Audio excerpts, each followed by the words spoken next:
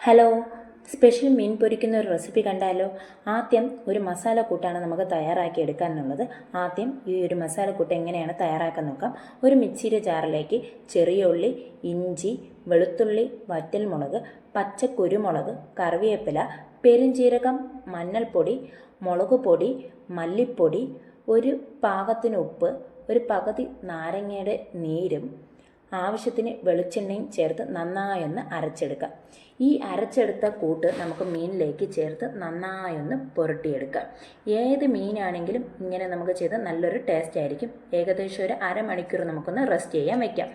ഒരു പാൻ അടുപ്പിൽ വെച്ച് ചൂടായതിന് ശേഷം മീൻ പൊരിക്കാൻ ആവശ്യത്തിനുള്ള വെളിച്ചെണ്ണ നമുക്ക് വീത്താം.